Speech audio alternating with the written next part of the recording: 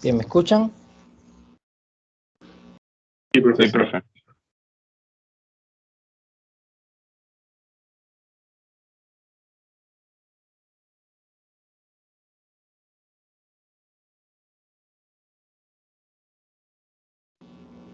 Bien, listo.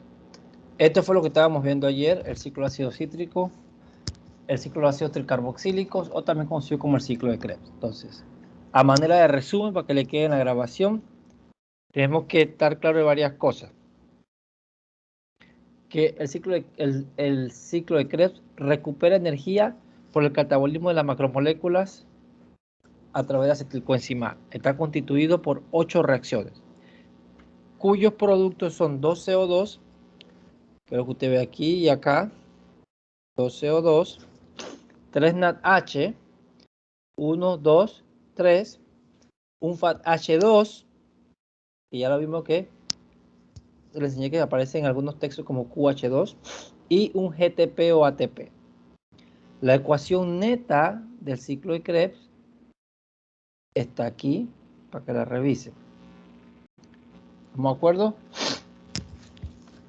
Bien, entonces, de manera de resumen, rapidito, para poder continuar con lo demás, tiene que estar claro que de las 8 reacciones que usted está viendo aquí, la primera reacción, la número 1, la hidrólisis del acetilcoenzima A es el que proporciona la fuerza termodinámica para que la reacción se lleve a cabo. O sea, en otras palabras, primero se une el oxaloacetato y luego se da la hidrólisis.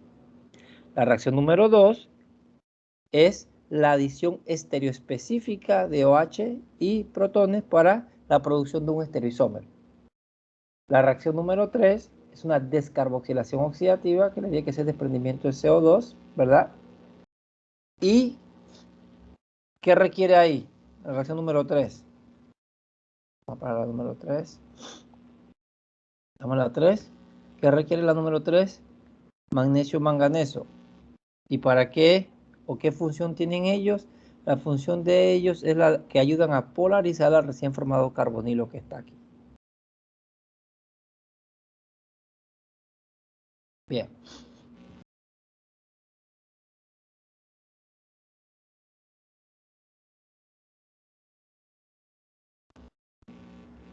Entonces estamos aquí, listo. La reacción número 4, aunque tenemos el alfa-cetoglutarato de deshidrogenasa, que es un complejo parecido a la piruvato de deshidrogenasa, que está constituido de 3 enzimas y 5 coenzimas. Aquí ocurre la segunda descarboxilación oxidativa. Luego vamos a la reacción número 5. Aquí tú tienes entonces succinilcoenzima sintetasa, que es el nombre por reacción inversa. Entonces, este acopla la ruptura de la molécula de elevada energía succinilcoenzima a la síntesis. ¿De qué? De GTP. Y les expliqué ayer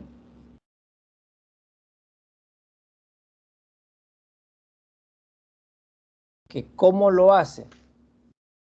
Tiene succinilcoenzima A, entonces el fósforo inorgánico reacciona, entonces aquí se va la coenzima A, pero no perdiste la energía, tú la has transformado y tienes ahora este compuesto de elevada energía que es succinilfosfato. Luego el succinilfosfato reacciona con un residuo de histidina a la enzima y le pasa entonces el fósforo a la histidina. Tienes una 3-fosfohistidina que también es de elevada energía.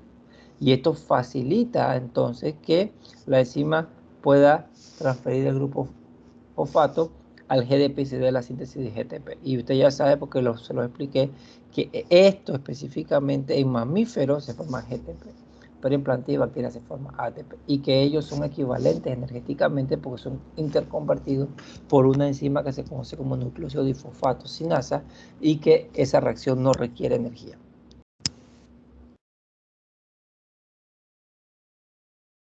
Bien, listo, estamos ahí. Ahora, la reacción número 6 de succinato de deshidrogenasa.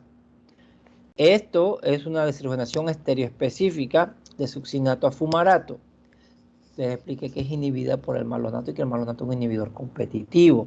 Entonces, aparte de eso, ¿qué es lo otro importante de esta reacción? Que tienen que ver, o revisar o estar pendientes de esto. Cuando se da esto, de aquí donde usted ve en el texto el QH2, porque la ubiquinona recibe los electrones del FAT y se reduce. Tiene un FAT que está covalentemente unido a la enzima, específicamente a un residuo de histidina. Y usted se acuerda que les mencioné ayer que la función bioquímica del FAT es oxidar alcano. Entonces tú tienes que vas de succinato a fumarato. Entonces, eso es importante. Y lo otro es que es la única enzima que está directamente enlazada o unida a la membrana del ácido, en el ácido cítrico.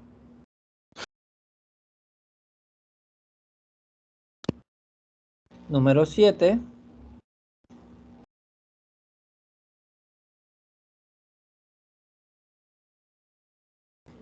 Bien, estamos ahora aquí en número 7. Estamos en fumarato a malato. Entonces, el fumarato produce malato por la enzima que se llama fumarasa. Así que se cataliza aquí una hidratación del doble enlace de fumarato a malato. Eso tiene que estar seguro. Y la número 8, esta reacción de malato a oxalofosfato es catalizada por la malato de deshidrogenasa. Entonces, esta reacción final es la que regenera o genera oxaloacetato. Entonces, yo les expliqué ayer que tú cómo combina o cómo la célula lo hace. En el equilibrio, oxaloacetato su concentración es mucho más bajo en la célula. Si tú dice que vaya hacia acá. Y aparte de eso, este es el primer paso, la hidrólisis de esta coenzima A, de la acetilcoenzima A, le da la reacción que la empuja en esta dirección y tú garantizas que el ciclo se vaya dando. Si tú tienes al final es que es algo acoplado. Entonces así es como la célula regula y garantiza que vaya en esa dirección. ¿Estamos claros hasta ahí?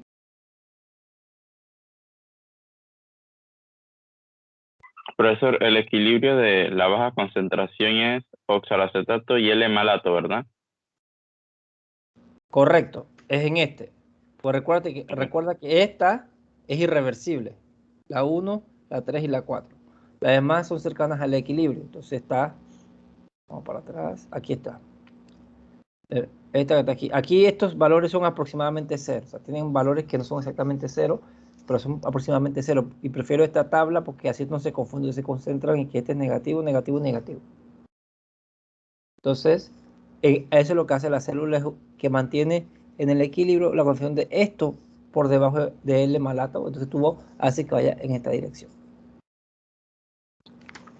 Bien, entonces, una molécula de glucosa genera 32 ATP en condiciones aeróbicas.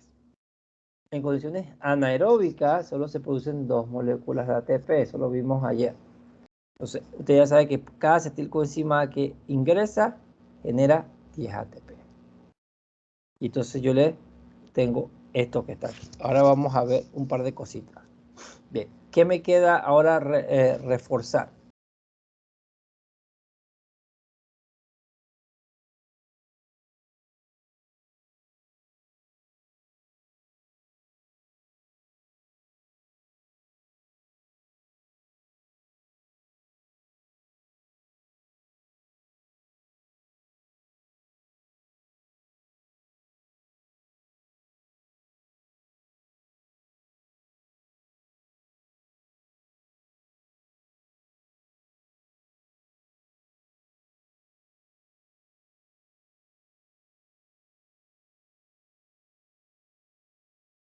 Bien, esto lo preparé anoche para ustedes, para que tuvieran una imagen más general de todo, pues estábamos conversando el metabolismo. Entonces, aquí esta imagen es sacada del GARRE. Entonces, aquí dice abajo, en la traducción,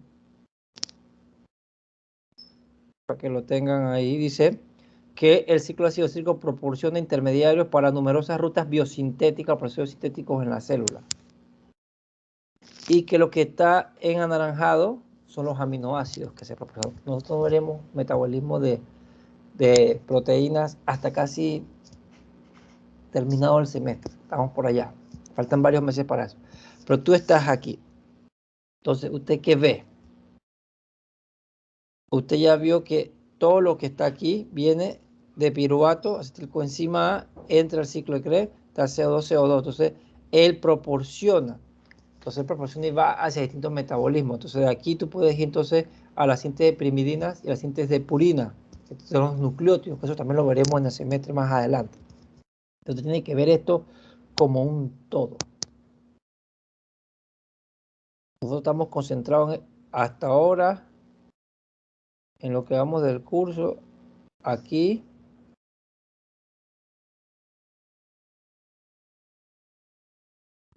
Y no hemos visto nada para acá.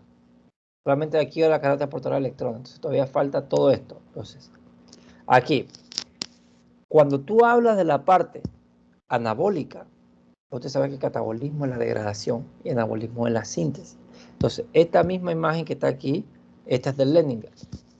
El Leninger aquí le explica más fácilmente o le ilustra que su función anabólica también del ciclo, y le tiene en rojo aquí, esta flecha que usted ve en rojo, está aquí para que lo tengan.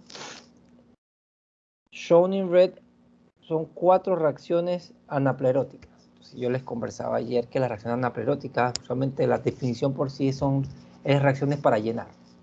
Entonces, cuando la célula ha comenzado el ciclo de ácido cítrico y hay una disminución en los intermediarios, porque tú regulas esta ruta metabólica a través de la disponibilidad de los sustratos. Cuando disminuye, porque tú has alimentado otras rutas, entonces tú tienes que volver a rellenar la ruta metabólica. Entonces tú la rellenas a través de reacciones específicas, con enzimas específicas, que te garanticen entonces que tú puedas tener el producto que tú necesitas en el momento que la célula lo requiere. ¿Estamos claros? Profesor, una pregunta. El Dígame. concepto de anaplerótico no me quedó muy claro. ¿Son reacciones que Rellenan.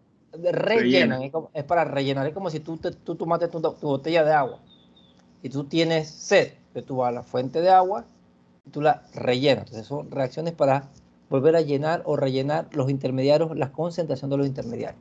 Entonces esa es la reacción anaplerótica. Entonces aquí están las 4 reacciones anapleróticas que le estoy enseñando.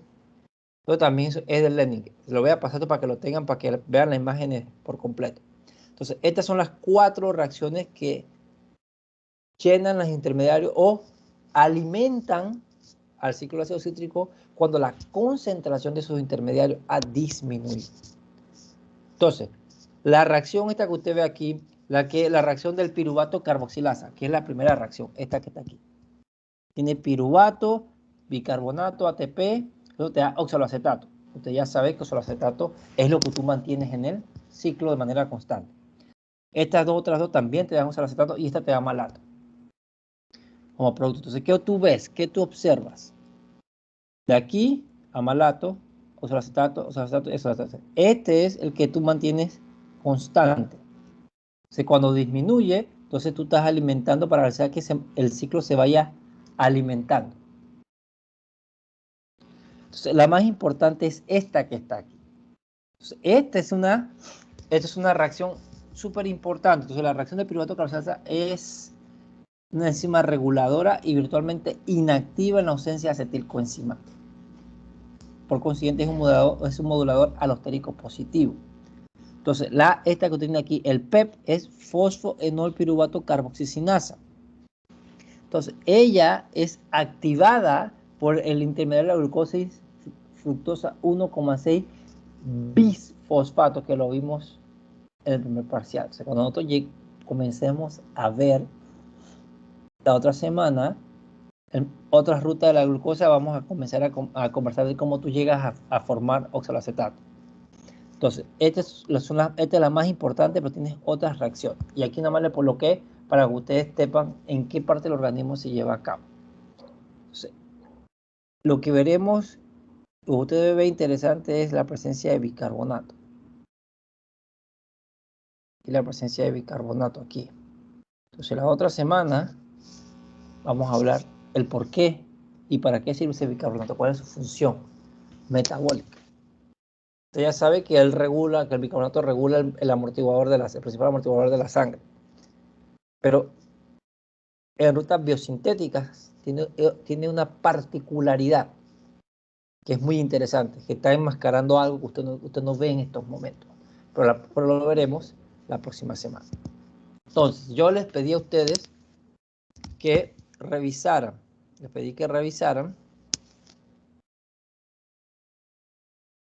Ayer les dije revisen un par de cositas. Vamos acá.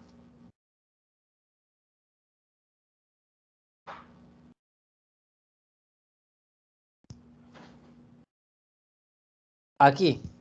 ¿Quién me puede decir qué está ocurriendo?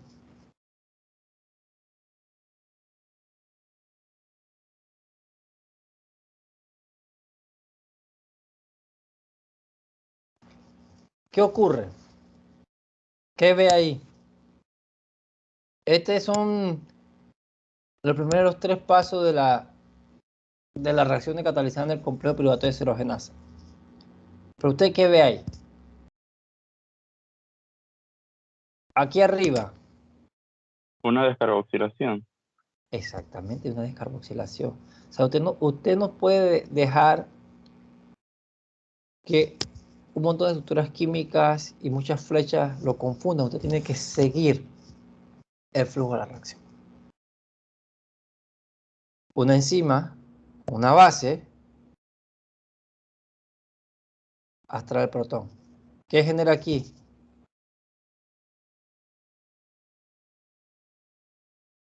Un nucleófilo. Entonces tú tienes que ver, entonces aquí ataca el carbonilo. Entonces, ahora tienes una base protonada. ¿Qué pasa el protón acá?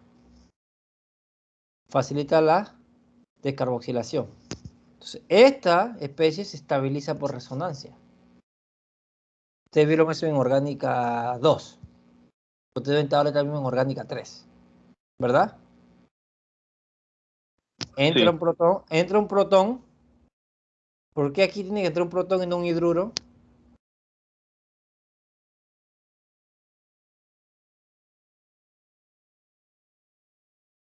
¿Qué carga hay aquí? porque el hidruro actuaría como un nucleófilo y el protón electrófilo. Lo pueden hacer. Entonces, ya cuando entra el protón tiene una base y viene y tienes otra vez aquí la carga negativa. Entonces, está la lipomida, que es puente de disulfuro. Hay que romper esto, ¿verdad? Tienes eso que está aquí. Tienes que romper la unión de los dos azufres. Cuando se rompe, entonces aquí tienes eso en forma reducida. Aquí está formando el enlace. ¿Qué ocurre si al final? Cuando usted ve esto, ¿qué significa eso? Base. Se lleva el protón, tiene una carga negativa y usted ve que se está moviendo. Llega hacia acá, pero usted tampoco tiene que seguir la reacción. Yo le puedo poner en el parcial que usted a partir de algo similar, usted me diga qué ocurre y usted especula un mecanismo de reacción. Eso se puede hacer porque usted está viendo un mecanismo como este. Entonces usted puede especular un mecanismo de reacción. Y decirle, puedo producir una imagen como si era posible, qué función tiene el grupo tal en este mecanismo de reacción, qué función está realizando. Sí, por eso yo les pongo la imagen, les explico, pero quiero que ustedes también la vean. Ustedes son químicos, quiero que ustedes comprendan un poquito más allá de eso. Para que les sea más fácil cuando usted está estudiando, porque usted tiene que estudiar. O sea, si usted se memoriza el mecanismo de reacción, usted no lo está comprendiendo, tiene que seguirlo, no memorizarlo. Tiene que seguirlo para que comprenda lo que está ocurriendo. Así que esa parte es importante para ustedes. Entonces, ¿estamos claros? Así que revíselo nuevamente para ver qué ocurre. La siguiente pregunta, ¿cuál es la función del calcio? Les pregunté ayer, revisen para ver qué función tiene el calcio. Aquí le dije, ¿por qué el calcio puede regular la vía? Porque es un efector alostérico positivo.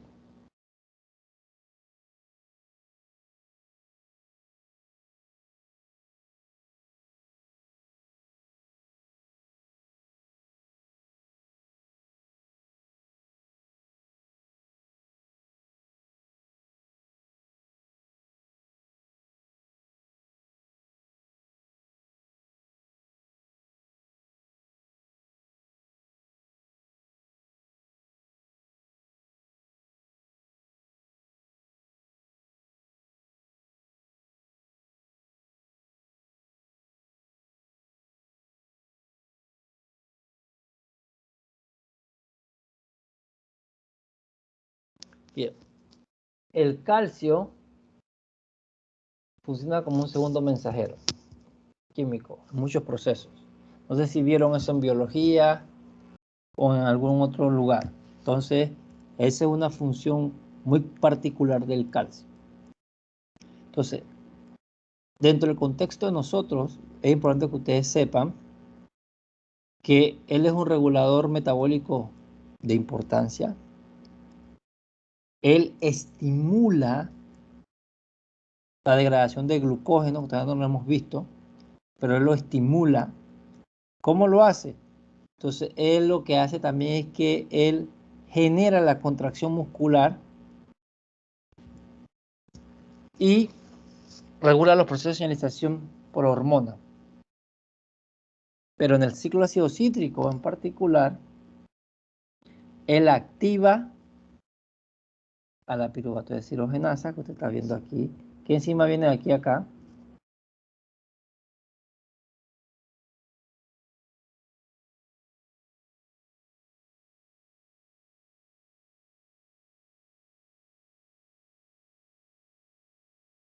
La isocitrato deshidrogenasa. Exactamente, y el alfa-cetoglutarato y el complejo alfa-cetoglutarato, deshidrogenasa. Entonces, el calcio, si vamos a la imagen de mi imagen.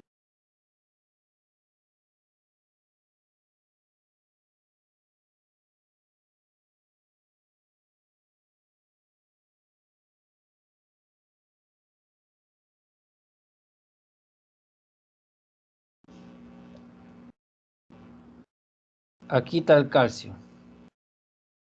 Y lo ve que es positivo. ¿Qué estaría haciendo el calcio ahí?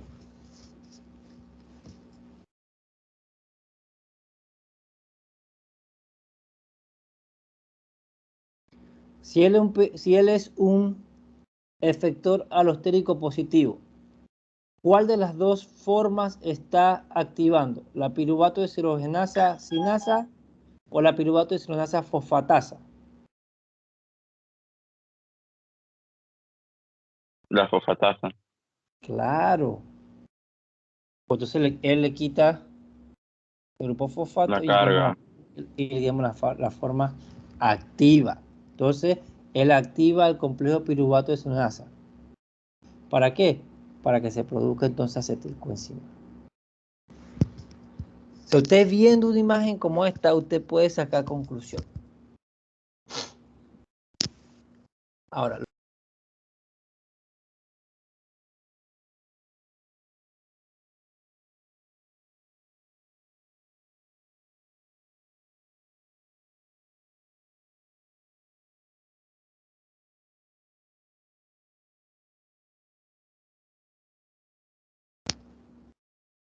vamos a dejarla en la pantalla así.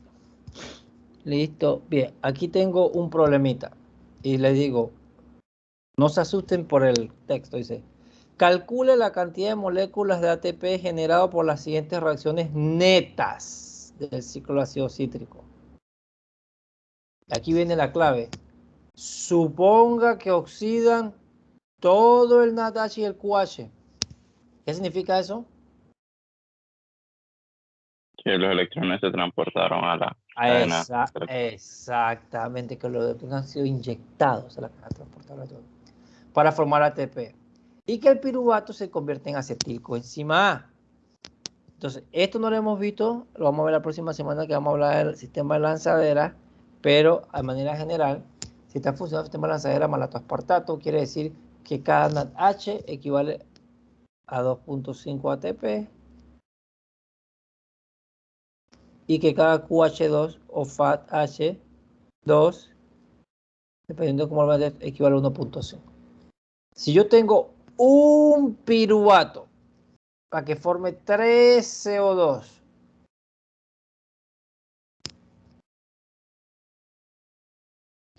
y citrato para que me forme oxaloacetato y 2 CO2. ¿Cuántos equivalentes de ATP se formarían?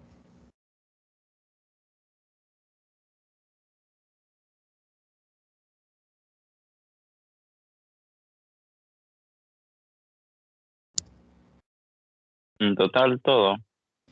En la A primero, vamos a la A primero. Un piruvato que es transformado a 3CO2.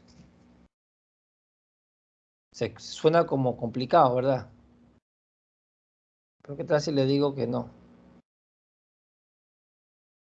Un piruvato a 3CO2. Un piruvato a 3CO2.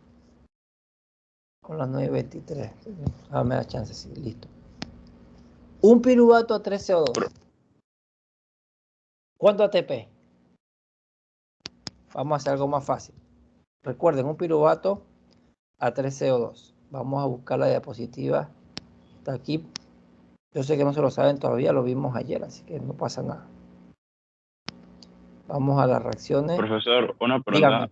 Pero un piruvato no es un acetilcoenzima. Claro. Ah, Entonces tú tienes entonces que... serían 10. No, te falta uno. Un piruvato a 3CO2, por eso vengo para atrás. Pues, porque uno una vez lo piensa y dices 10, no, pero te falta uno. Tú arrancas el piruvato y son 3CO2. Por eso le digo que te tienen que saber los productos siempre. Aquí hay uno. Entonces suma este NADH.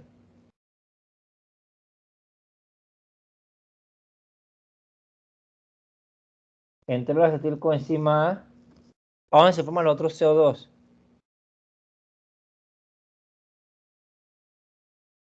Estamos transformando de un piruvato a 3CO2. Para que un piruvato se forme en 3CO2, el piruvato es transformado a acetilcoenzima A, ahí hay NADH y se forma un CO2.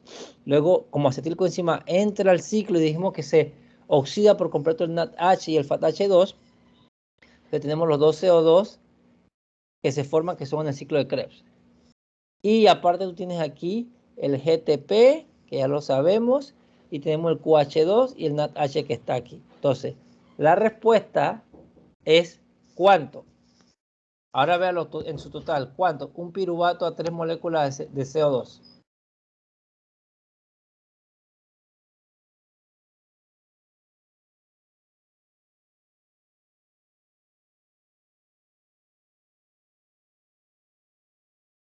Lo mismo que yo le hice ayer, 12.5. Profesor, ¿por qué? Aquí va. Un piruvato a 3 CO2. Un CO2, 2 CO2, 3 CO2. Entonces usted ya sabe que de aquí a aquí se forma este NADH. 2.5, ¿verdad? Y usted sabe que cada acetilcoenzima que entra al ciclo de Krebs genera 10 ATP. Son 10 ATP porque entonces acetilcoenzima más los 2.5, estos son 12.5. Y la otra pregunta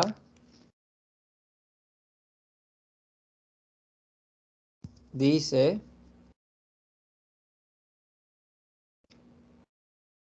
de citrato a oxaloacetato más 2CO2. Vamos a la misma imagen que teníamos.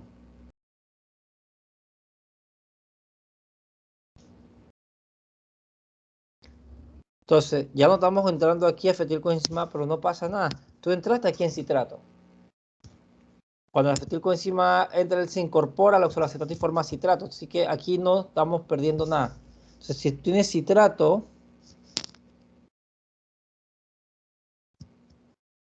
entró citrato, entonces la formación de 2CO2 y oxaloacetato, porque el producto final del ciclo, ¿cuánto equivalente a ATP son?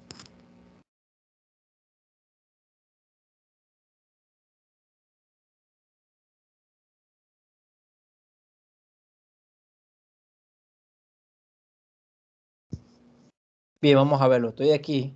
Estoy arrancando con citrato. Y mi producto final es oxaloacetato. Lo estoy rayando para que le quede en la grabación cuando están estudiando. Usted sabe que el acetilcoenzima reacciona con oxaloacetato se forma citrato. Así que y ahí estoy arrancando aquí. 2CO2 del producto y oxaloacetato. Entonces quiere decir que tiene que entrar, eso tiene que dar una vuelta al ciclo ácido cítrico. Entonces, tengo el NADH aquí, el NADH aquí, el GTP aquí, el FATH2 aquí y el NADH aquí. Entonces tú sumas 2.5, 2.5, 2.5, más 1.5, más el 1 que está acá. Entonces se forma cantidad de ATPs o equivalente de ATP 10. O sea, es exactamente lo que hice con ustedes ayer, pero aquí está formulado de una manera diferente la pregunta. Porque tú, en vez de decirle directamente aquí 4, le estoy dando el sustrato o el reactivo y le estoy dando, le estoy dando el producto, y el producto especial me estoy enfocando en que sean 2 CO2 y oxaloacetato. Y usted sabe que para que se forme 2 CO2 y oxaloacetato tiene que dar la vuelta completa, se tiene que saber que todos los otros productos que se forman. Entonces, ¿cuántos son? 10 ATP. ¿Me he explicado?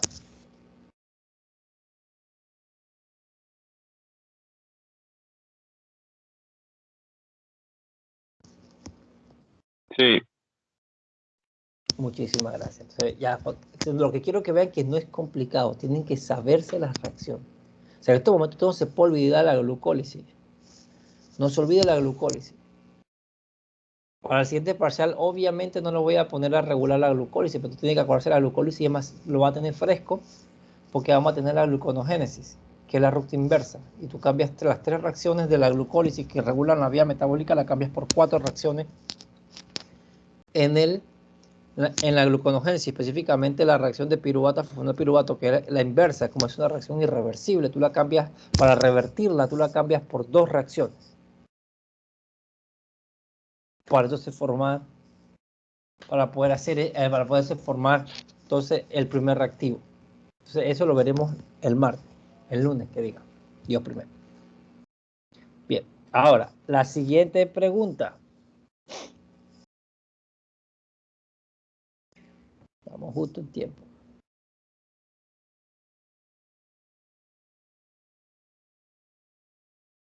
Cuando se oxida por completo una molécula de glucosa para producir 6 moléculas de CO2 bajo las condiciones del problema anterior, ¿qué significa bajo las condiciones?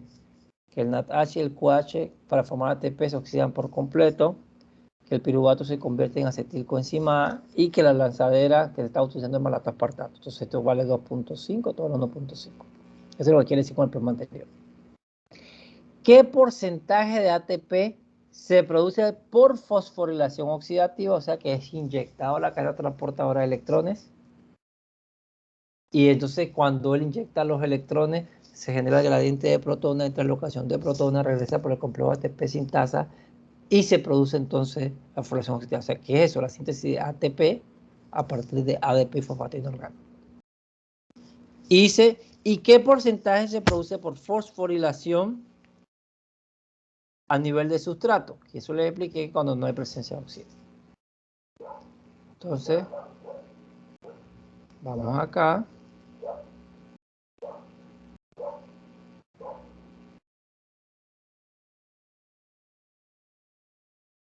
Listo.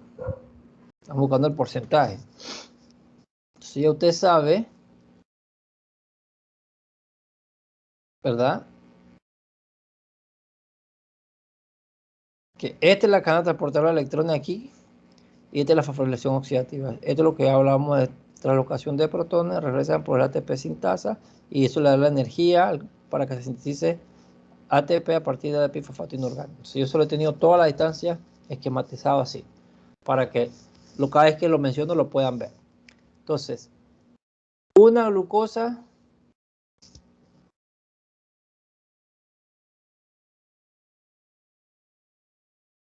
seis moléculas de CO2.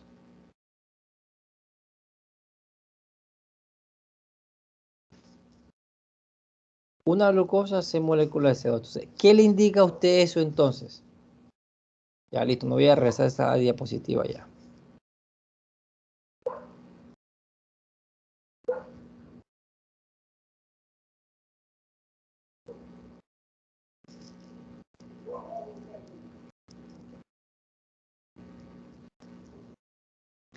So,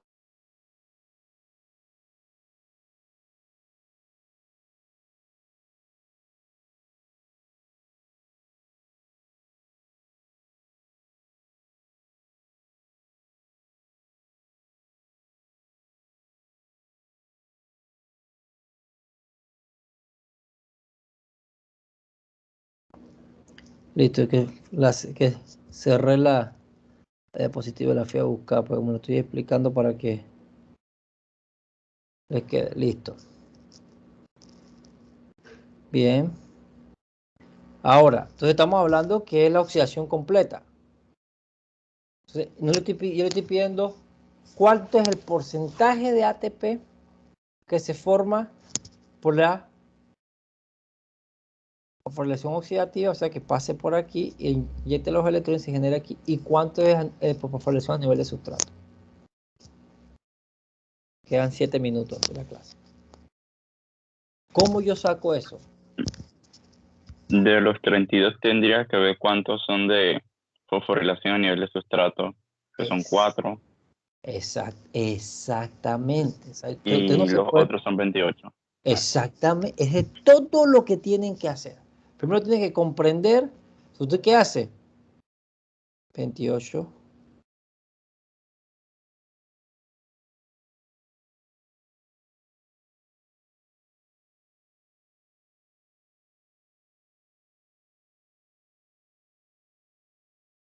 ¿Usted qué hace? 28.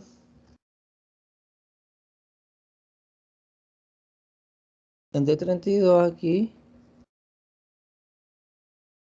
4 entre 32, 28 entre 32. Porque estos son los que están asociados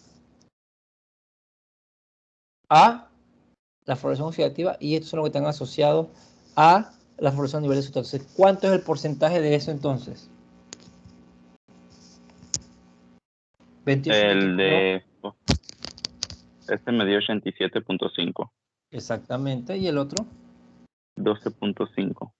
Ahí está. O sea, no se pueden dejar llevar por el texto del problema. Tienen que ver qué le están preguntando, qué le están pidiendo que haga. Por eso le digo que toda la información aquí es acumulativa. O sea, no se pueden olvidar de las cosas, tienen nada más que estar pendiente y por eso tienen que hacer bien los productos y bien los reactivos para que usted pueda, desde cualquier punto, usted pueda entonces calcular. Bien, hasta ahí voy a dejar la clase. Sobran 5 minutitos. Si todo sale bien, Dios primero, la otra semana